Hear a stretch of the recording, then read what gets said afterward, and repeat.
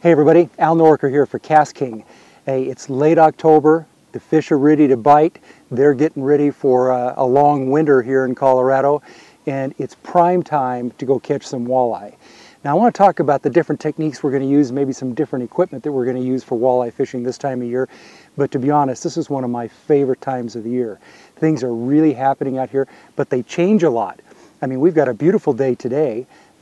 Water temp has dropped a lot because we had snow just a few days ago. It really put the fish into a feeding frenzy. So we've got to change our techniques a little bit from what we were doing just a few weeks ago. And even certain times of the day. Now, if we get started really early, we may be targeting these fish with one technique. A little bit later, like it is right now, we're going to be changing up and trying to find the right thing for the fish at the right time of the day. Water temperature has actually dropped just over the last couple weeks by over 10 degrees. We're down at about 53 degrees right now, 53.7 actually, and that has really changed things. So let me go through some of the techniques and some of the gear that we use here. Now this may be different from where you live, but right out here there's 4 or 5 different things that I'm going to do throughout the day to target these fish. Let me walk you through that, give you an idea of what we're going to be doing. All right, everybody, so let's talk about my favorite walleye techniques, and this is kind of Walleye Basics 101, all right? They can be used almost anywhere. Certainly these are the techniques that I use specifically around here and really right now this time of year in the fall. So let's talk about one method that is tried and true. It's really good year-round as well, but that is a bottom walker. This happens to be a 2-ounce bottom walker, so I can get it down and stay right on that structure where I want to be, close to the bottom. And I follow that with a worm harness. Pretty simple setup rig. There's lots of different types of worm harnesses out there. This is one I found just a few weeks ago when I was out in Oregon doing a writers event. I met a guy named Keith from Dutch Fork Tackle. And I tell you what, I'm a total believer in the new Dutch Fork blades, and this is actually a butterfly blade. It's soft plastic. But what I really like about this one, and their larger blades as well, is that they turn so easy. You know, some of those blades you have to be well over a full mile an hour to get the blades to spin right, not with these Dutch Fork blades. Keith was telling me these things actually work down to like 1/4 mile an hour. I often will travel or troll somewhere between 1/2 mile an hour and maybe just a little over 1 mile an hour. And when I like to go really slow, this Dutch Fork blade is really, really good. They have a lot of UV coated beads as well. So pretty simple rig. I've actually tied this one up with 2 size 6 or 8 octopus style hooks, and I do that as a stinger. So my first hook goes right through the nose of the worm right here, and the stinger hook goes about halfway back or so, so that worm really extends out in the water and I don't miss those short strikers. Now you can do it with just a single hook or maybe even a revolve style walleye hook. I still like the stinger style 2-hook setups, and when it's in the water it fishes really, really well. Let's talk about the gear a little bit. So when I'm trolling, I like to use a little bit longer rod. This happens to be a 7.5 foot. We also make an 8.5 foot trolling rod. It's called the Bounce and Troll. One nice thing, this happens to be a telescopic rod, so if you have any storage issues, it helps, but very quickly it'll extend back out. You save yourself about 15 or 18 inches because it is telescopic in nature. And for trolling, I really like a level wind reel. This is a new reel that we're going to be coming out with shortly after the first of the year. It's a little bit bigger, wider body, bigger line capacity, and over 30 pounds of drag. So that's going to be coming out as well.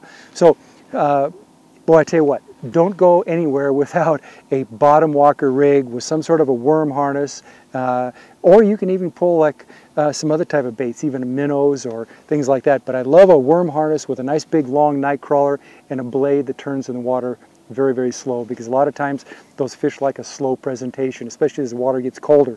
I'm down around 0.5, 0.6 miles an hour a lot of times. Now when we're talking about bait, there's another technique. It's really not a trolling technique, it's really a vertical jig technique, but I'll mention it right now, and that's a stand-up jig like this.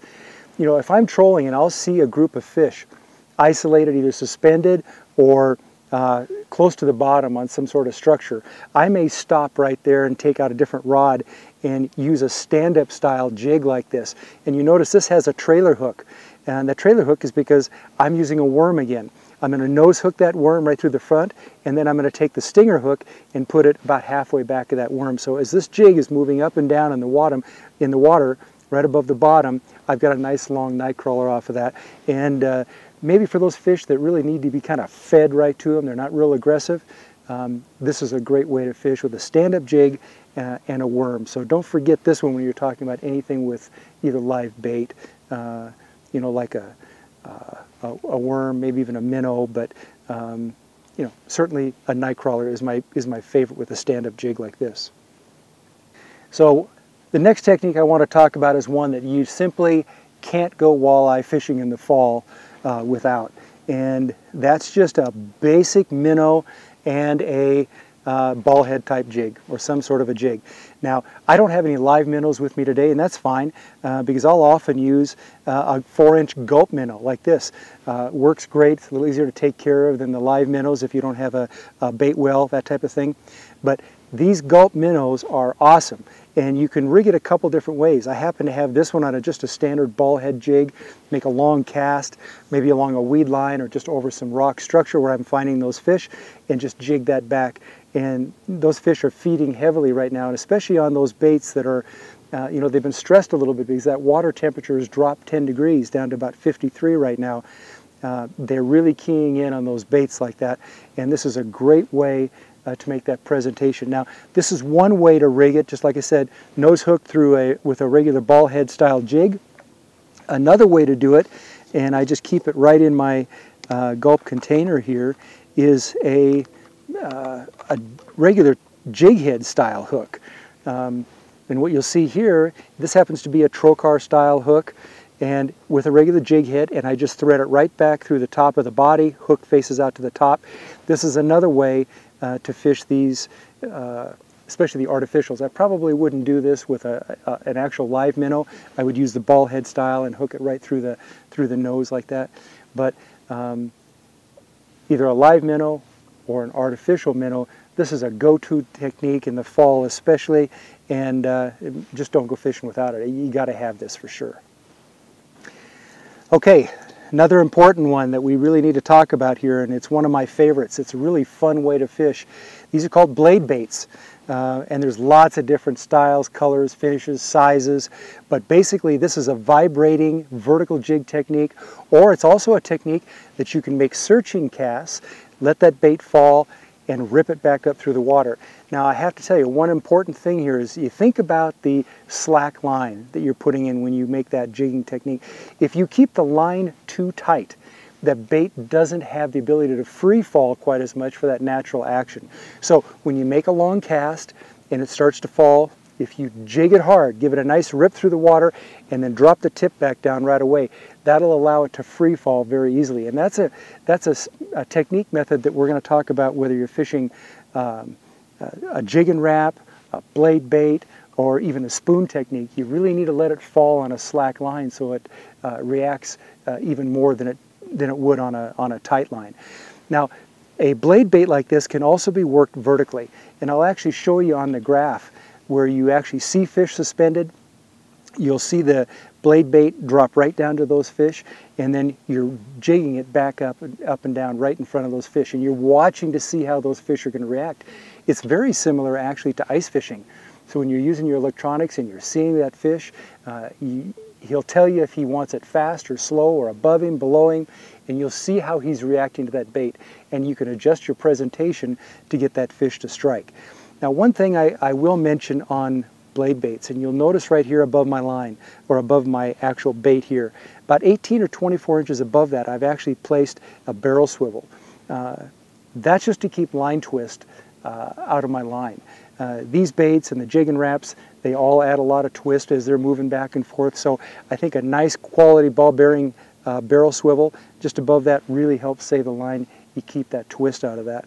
But blade baits, you pick the color, you pick the size. Again, you're trying to match the type of forage that's in the water at that particular time. Blade baits go to in the fall for sure. All right, let's talk about spooning. You'll hear a lot of walleye fishermen talking about spooning, and it's a real fun searching technique. Now, when I'm fishing this, I'm going to be making long casts ripping that jig or that spoon back and let it fall again on the slack line. And be patient. Depending on how heavy your spoon is, this is a very small one, about the size that matches the bait fish that are being stressed right now with the cold temperatures. They don't fall really, really fast. Like the blade baits, they're pretty heavy and they fall vertically very, very quickly. So you don't have to be quite as patient with those. A spoon just kind of flutters down through the water column on that slack line. So you definitely have to be a little more patient, or else you're not getting it down as deep as you'd like to. Spoons can be fished vertically as well. Again, if you see that suspended fish or a pod of fish that are holding tight over some structure, go ahead and drop that down straight above those fish and just jig aggressively right above them, and you'll see the fish react. They may like it, they may not, but it can be fished vertically in addition to making long horizontal casts as well. I always use that same barrel swivel, about 18 or 24 inches above my spoon, because again, this thing is spinning all the time. You put a lot of line twist into your line when you're doing that. The other thing about spoons is I can target really, really deep fish. You know, last year I was finding fish suspended anywhere from 60 to 80 feet deep. And on a spoon technique, I can, if I'm patient, again, I can let that spoon get all the way down. The downside to that is it's a long retrieve back before I make my next cast. One key to that is the type of reel that you use. And this particular reel that I'm using right here is the new Speed Demon spinning reel. It's a fast action rod. This is the 6'8" power jig rod in the WideEye Walleye series, but I'm using the Speed Demon spinning reel. It's 7.2 to 1 gear ratio. So when I've got all that line out, fishing 80 feet deep, maybe 40, 50, 60 feet away from the boat, when I'm done with that retrieve, I can get that line back to me very, very quickly and make that next cast. So I really like the high gear ratio reel, and the Speed Demon spinning is simply the fastest in the industry right now, so that's why I use it for this. This is also a reel that works very well when you get a fish that's making a hard run, or maybe he's coming right straight at you. You need to pick up some line, get the slack out of your line. The fast gear ratio works great for that as well. All right, next technique. Another one you can't go without, and that's a Jig and Wrap style bait. Now this happens to be a small one in like a rainbow trout type finish. Works quite well here in Colorado where I fish, but there's a lot of different sizes and colors of these, up to maybe 4 or 5 inches long. Fire tiger is a good color, perch is a good color. These are baits that can be fished a couple different ways as well. They can be fished vertically, just like an ice fishing technique. You find those isolated fish, suspended fish, or fish holding tight to the bottom, and drop it down vertically. You just watch it on your graph. You can see that the bait is in exactly the right spot, and then you're just watching to see how that fish is reacting to your presentation and make any changes that might be necessary to get that fish to strike. So a Jig and Wrap style bait is a vertical jig technique that is very, very effective in the fall. The other thing about Jig and Wraps is they don't have to be just fished vertically. You can make long casts and actually rip that jig up as you're making that retrieve. When you make those nice long casts with the Jig and Wrap, you're going to just let it fall after it hits the water. Again, try to let it fall on a slack line. Keep the bail open, let it fall as quickly as possible. The fish often will react to that, and they'll actually hit it as they're falling. But as soon as it reaches the depth that you want, then you can start jigging it back. So I just rip and let it fall on a slack line, and rip it up, let it fall on a slack line. Do that all the way back, and keep this going as a searching technique as you find those fish in isolated areas, and then once you do locate them, it's often a great way to just drop this straight down on top of them. Vertical jig, no different than if you were ice fishing. Jig and Wrap style baits are really, really awesome. So we've covered 4 or 5 different techniques here for fall walleye fishing.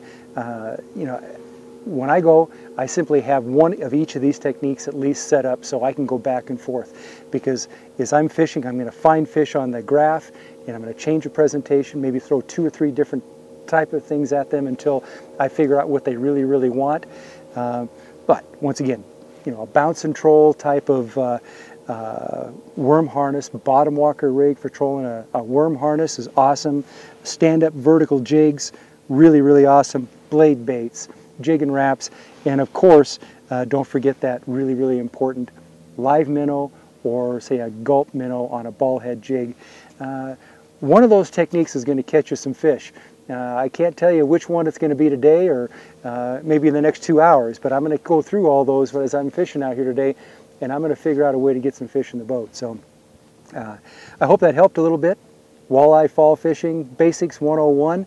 I'm Al Noriker for KastKing, and hey, get out in the water, go catch some walleye, and if you get a chance, take a friend, take a young person fishing, introduce them to this incredible sport we have, and I hope to see you on the water really soon.